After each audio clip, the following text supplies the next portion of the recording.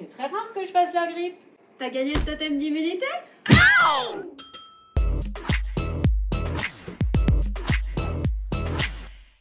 On m'a toujours dit que le vaccin n'empêchait pas d'avoir la grippe. Du coup, peu d'intérêt à se faire vacciner. C'est vrai, chez l'adulte en bonne santé, c'est 70% d'efficacité. Tu ne te vaccines pas, c'est 0% d'efficacité. C'est QFD. La grippe n'est pas une maladie grave. Avant le coronavirus, la grippe était la première cause de mortalité par maladie infectieuse en France. En 8 semaines, c'est 4 à 5 fois plus de morts que ce que la route tue en une année. J'ai fait le vaccin antigrippal une fois, je n'ai jamais été autant malade. Le vaccin antigrippal est un vaccin inactivé, dépourvu de tout pouvoir infectieux, et ne peut donc pas donner la grippe. Si tu fais la grippe, c'est soit que tu as été exposé à une personne malade juste avant la vaccination, soit juste après la vaccination, quand ton immunité n'était pas encore constituée. Il faut une dizaine de jours pour que ton arsenal d'anticorps soit opérationnel.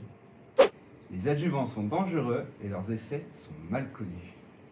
Savais-tu, Jamy, que les adjuvants servent à booster ton immunité? Les données disponibles à ce jour à l'échelle internationale ne permettent pas de remettre en cause la sécurité des vaccins. Et de toute manière, aucun vaccin antigrippal en France ne contient d'adjuvant.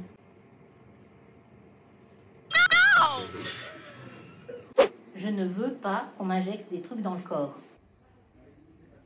Non mais t'es tatoué. Bon, accessoirement, le vaccin est un médicament qui, avant son autorisation de mise sur le marché, est validé par toute une batterie de contrôles permettant d'assurer son innocuité dans les conditions normales d'utilisation. Ok. Peut-on faire confiance aux lobbies pharmaceutiques qui ont un intérêt financier à distribuer des vaccins? C'est pas avec le vaccin contre la grippe qu'ils font leur beurre. Il y a des effets secondaires, et notamment un risque de syndrome de Guillain-Barré après la vaccination antigrippale.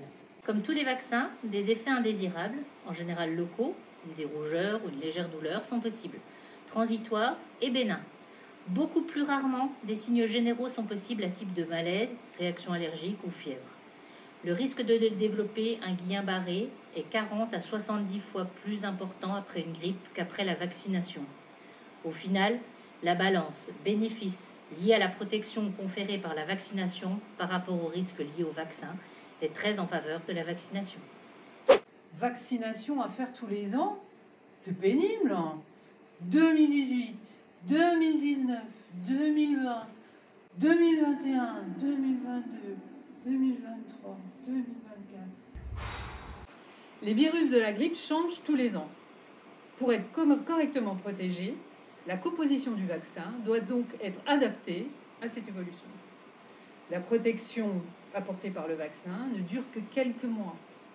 Mais comme toi, on attend un vaccin universel qui serait efficace beaucoup plus longtemps. Manque de clarté dans la communication sur l'intérêt du vaccin pareil comme celui de la grippe saisonnière. C'est vrai, les virus grippaux qui circulent ne matchent pas forcément systématiquement avec les souches contenues dans le vaccin. Malgré tout, la vaccination permettra d'atténuer les symptômes. En vrai, c'est pas le vaccin qui me fait flipper, c'est la piqûre. Personne n'a envie de se faire piquer. Mais en tant que professionnel de santé ou futur professionnel de santé, le geste est à la fois individuel et altruiste. Tu penses à toi, tu penses aux autres, tu te protèges et tu protèges les autres. Je me ferais bien vacciner, mais j'ai toujours un peu le nez qui coule en hiver, ce qui repousse, voire contre-indique la vaccination. Ce n'est pas une contre-indication. Et même si tu présentes de la fièvre, différer la vaccination permet de distinguer ce qui relève de l'évolution naturelle de ta maladie en cours d'un effet indésirable qu'on pourrait attribuer à la vaccination. Si j'attrape la grippe et qu'un patient ou un résident n'est pas vacciné, aucun risque pour lui, je serai en arrêt. Dans tes rêves, 24 à 48 heures avant d'être symptomatique, tu es contagieux. Du coup, faut pas compter sur cette certitude. T'auras contaminé des gens avant de t'être arrêté. J'utilise l'homéopathie, ça marche, et en plus, il n'y a pas d'effet secondaire. Aucune étude scientifique n'a montré l'efficacité de l'homéopathie dans la prévention de la grippe. Si t'aimes le canard, préfère le foie gras. Ça fait plusieurs années que je ne fais pas de vaccin et je ne suis pas malade. Je suis jeune et en bonne santé. Bah, moi aussi, je suis jeune. Pas de chance. La grippe n'épargne aucun âge de la vie. En plus, tu l'as peut-être déjà faite, tout en étant peu ou pas symptomatique. Du coup, elle est peut-être passée inaperçue, mais t'as pu faire des dégâts en contaminant d'autres gens sans que tu t'en doutes. Non mais moi je suis débordée, les horaires de vaccination, il n'y en a pas assez. Alors renseigne-toi, on s'est tous mobilisés pour organiser des séances de vaccination à l'IFPS. Si tu n'es pas disponible, tu peux toujours aller sur ton terrain de stage. Mais moi je suis enceinte. Bah, moi aussi. Raison de plus pour se faire vacciner, la grossesse est un facteur de risque de forme grave de grippe susceptible d'entraîner une fausse couche ou prématurité. Protège-toi et protège ton bébé. J'ai entendu que cette année, il était particulièrement important de se faire vacciner contre la grippe saisonnière. C'est vrai, c'est super important tout le temps, et encore plus cette année. 1. Si t'es pas vacciné, ça va pas être chiant pour savoir si c'est la grippe ou le Covid. 2. Si t'attrapes les deux, le pronostic est encore plus péjoratif. Et 3. Ça risque de se bousculer aux urgences et d'emboliser le système de santé.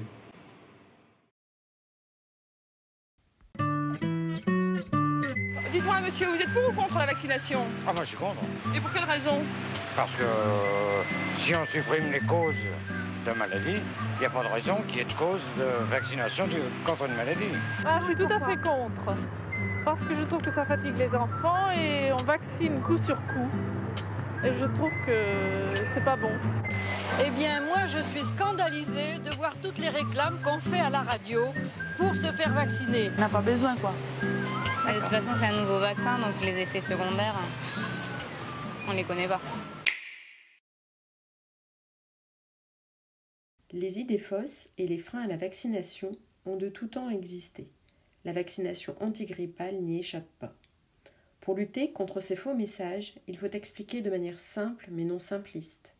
Le groupe de travail formule le vœu que cette séquence ludopédagogique, sous forme de cette boîte à questions, aura permis d'atteindre cet objectif.